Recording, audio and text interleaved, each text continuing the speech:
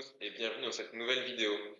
On continue notre série de vidéos du cabinet Cyclone Avocat pour vous parler aujourd'hui de la case P2 de la déclaration de TVA. Donc, cette case, qui figure au cadre A de la déclaration, s'intitule Acquisition intracommunautaire. Donc les acquisitions intracommunautaires. Qu'est-ce que cela peut bien recouvrir? Il y a deux termes dans cette case, vous l'avez bien vu, acquisition et intracommunautaire. Le premier point sur lequel on va se positionner, c'est ce terme d'intracommunautaire. Par intracommunautaire, on vise tous les flux qui sont entre différents États membres de l'Union européenne. L'Union européenne, c'est l'union des 27, donc on distingue de la zone Europe d'un point de vue géographique. Ça veut dire exit les relations avec la Suisse, exit les relations avec le Royaume-Uni, mais aussi exit les relations avec les dom-tom qui, en matière de flux de biens, sont considérés comme des États tiers. C'est-à-dire que si on a des biens qui vont partir depuis Saint-Denis de la Réunion et qui vont arriver en France à Marseille, on ne sera pas dans une acquisition domestique de biens, on ne sera pas dans une acquisition intracommunautaire de biens, on sera dans une importation de biens. Donc ça, vraiment, on attire votre attention sur un devoir de vigilance sur ces flux et sur le paramétrage de vos systèmes afin de vous assurer que les opérations soient correctement remplies.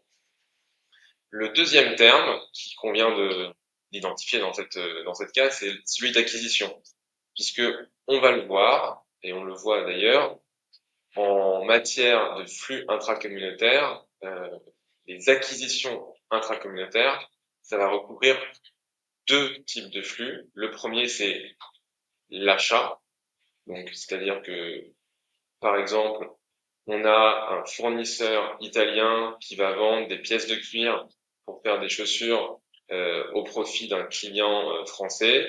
Il va livrer ces pièces de cuir depuis l'Italie vers la France. Il va y avoir une facture au titre de cette vente. L'entité française va faire l'acquisition de ces pièces de cuir. Ici, on est bien en présence d'une acquisition intracommunautaire, c'est-à-dire acquisition, acte d'achat, et intracommunautaire entre deux États membres de l'Union européenne.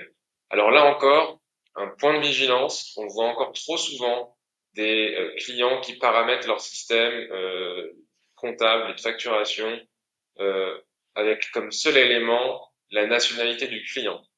La nationalité du client, c'est pas un élément suffisant lorsque on est en matière de flux de biens. Je vais vous prendre plusieurs exemples qui vont complètement déconstruire cela. Quand on a un fournisseur italien qui va nous vendre des biens, on n'est pas forcément dans le cadre d'un flux intracommunautaire. Je m'explique.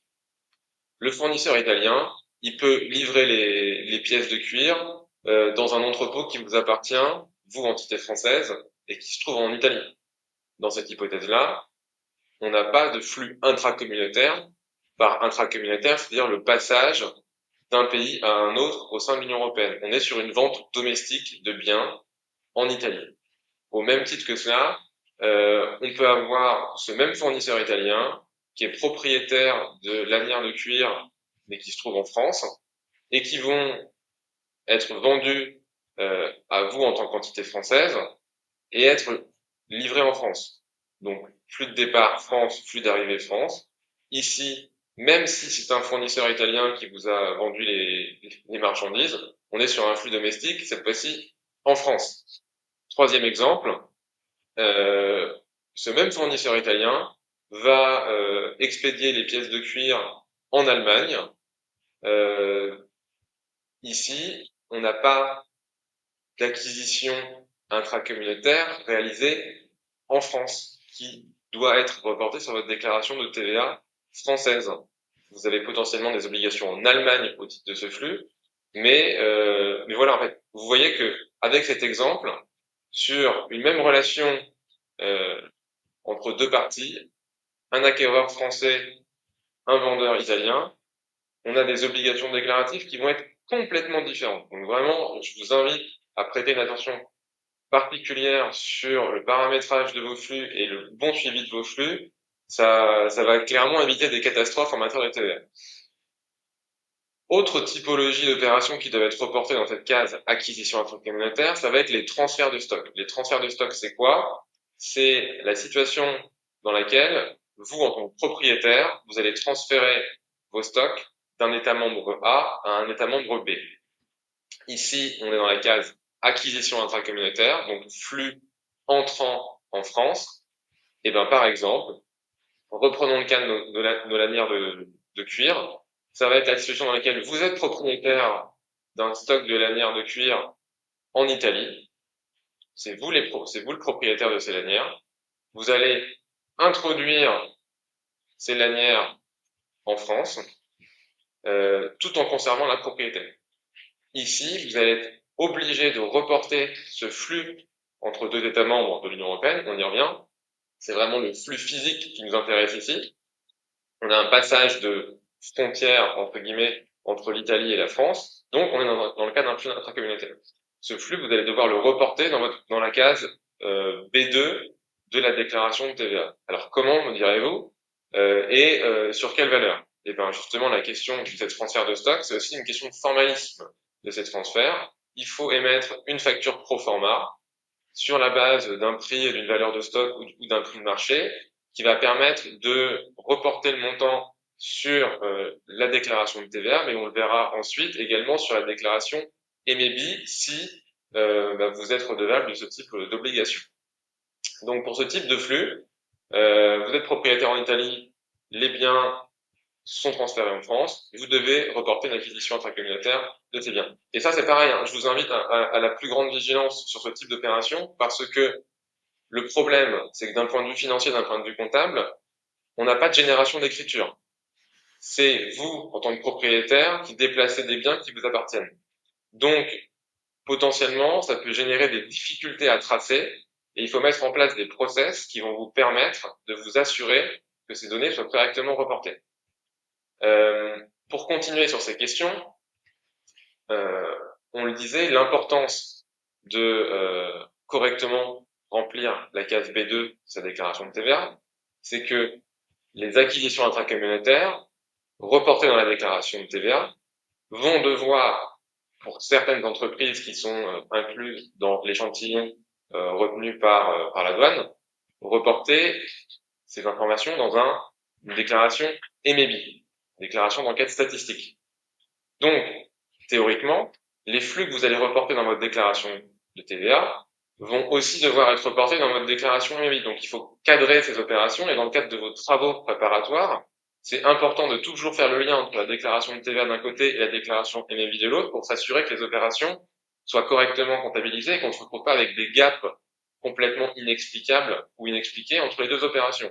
Et sur ce point-là, je tiens à vous sensibiliser également parce qu'on voit aussi parfois des sociétés qui vont reporter massivement des opérations sans trop se poser la question parce que finalement, on va y venir, la TVA elle est auto-liquidée sur ces opérations, mais en fait, il faut aussi se poser la question de la nature des opérations. Dernièrement, j'ai vu un exemple de personnes qui reportaient des acquisitions intracommunautaires de services. Ça n'existe pas. Et d'un point de vue pratique, lorsqu'on fait l'acquisition de services auprès d'une entité qui est établie dans un autre État membre de l'Union européenne, ces services doivent être également reportés dans la déclaration de TVA, mais dans une autre case.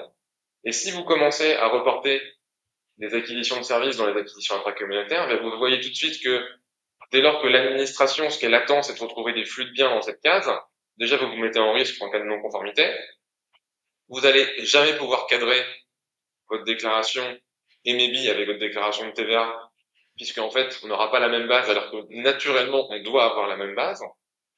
Et enfin, passez-moi le terme, mais vous allez passer un peu pour des idiots en cas de contrôle, parce que quand l'administration va contrôler votre société et va considérer va se rendre compte que vous déclarez des services dans la case B2 réservée aux acquisitions intracommunautaires, ça démontre un manque de sérieux assez général au niveau de la société. L'administration va avoir envie de gratter pour comprendre, en fait, si finalement c'est pas un exemple parmi tant d'autres d'irrégularité ou de négligence qui ont été commises par la société.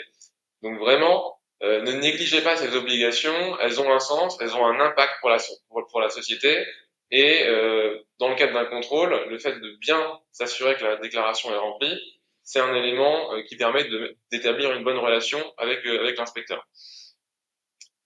L'autre point, on l'a déjà vu au même titre que d'autres flux, c'est les acquisitions intracommunautaires, elles doivent être auto-liquidées en France. Alors, l'autoliquidation, vous le savez, c'est le fait de reporter exclusivement le montant hors taxe de l'opération en case P2 de votre déclaration de TVA. Ensuite, vous allez reporter ce montant en fonction des différents taux des produits qui sont introduits sur le territoire français. Donc là, on a pris un exemple avec, sur une base taxable de 2000 euros de produits, on va avoir 500 euros de produits soumis au taux de 20%, 1500 euros de produits soumis au taux de 5,5. Là aussi, c'est important de pas, j'allais dire, naïvement reporter, auto-liquider naturellement à 20, parce qu'on se pose pas la question de la nature des produits qui vont être auto-liquidés. On va le voir, pour certaines sociétés, ça a un véritable impact que de ne pas bien respecter ces obligations d'autoliquidation. On pense notamment à tous les redevables partiels, et j'y reviendrai dans quelques instants. Donc là aussi, faites le travail vous permettant de auto-liquider au bon taux de TVA. Ça, c'est le premier point. Le montant des acquisitions intracommunautaires, de la TVA due sur les acquisitions intracommunautaires, ce montant-là, il doit être reporté en case 17 de la déclaration de TVA. On a une petite sous-case qui nous permet de préciser le montant parmi toute la TVA collectée qui est relatif aux acquisitions intracommunautaires. Et enfin, on va déduire la TVA dans les cases 19 et 20 de la déclaration, en fonction de la question de savoir si les biens qui sont introduits sont des immobilisations ou si on est en présence de biens qui ne sont pas des immobilisations. Dans ce cas-là, on les reportera en cas de 1. Je vous indiquais la nécessité de bien remplir ces déclarations de TVA pour des questions évidentes de cadrage entre la déclaration EBI et la déclaration de TVA. Faut pas oublier qu'il y a quand même un risque sur ces erreurs en matière d'autoliquidation. Le premier, c'est un risque de 5% du montant qui serait pas autoliquidé. Donc c'est une pénalité qui est finalement assez dommageable pour la société lorsqu'il s'agit d'un simple jeu d'écriture. Pour les sociétés qui sont intégralement récupératrices de la TVA, c'est-à-dire que lorsqu'elles collectent 20, elles peuvent déduire 20. Et il y a un risque qui est beaucoup plus significatif pour les sociétés qui sont des redevables partiels, sociétés qui vont pouvoir déduire uniquement une quote-part de la TVA sur leurs achats en raison de leurs activités, voire ne pas déduire du tout la TVA sur leurs achats. On pense aux banques, aux assurances, à des organismes de formation exonérés de TVA. Ce type d'acteurs, lorsqu'ils vont réaliser une acquisition intracommunautaire, ils vont devoir payer au Trésor un montant de TVA sur la base du montant hors taxe, puisqu'ils n'ont aucun droit à déduction. Et donc, vous comprenez bien ici l'intérêt de bien déterminer le montant, enfin le taux applicable aux produits qui font l'objet de l'acquisition intracommunautaire, puisque c'est plus du tout la même histoire d'auto-liquider sans droit à déduction lorsqu'on introduit des produits au taux de 20% ou au taux de 5,5, puisque j'allais dire le coût pour la société qui réalise l'acquisition intracommunautaire va être clairement différent. Donc, pour résumer, dans la case P2, on reporte le montant hors taxe des acquisitions intracommunautaires qui sont réalisées, donc flux de biens en provenance d'un État membre de l'Union européenne vers la France, également les transferts de stock, donc mouvement de ses propres biens d'un État membre A à un État membre B, et attention de bien cadrer ces montants avec votre déclaration MEBI, et de bien s'assurer que ces montants sont corrects, puisque en cas d'erreur, vous risquez une pénalité de 5% sur le montant de la TVA qui n'aurait pas été auto-liquidée, voire pour les redevables partiels, un redressement à hauteur de la TVA qui n'a pas été collectée par la société. Donc, on vous encourage à faire très attention à ce sujet et on vous donne rendez-vous dans une prochaine vidéo du cabinet Cyclone pour décortiquer une nouvelle case de la déclaration de TVA.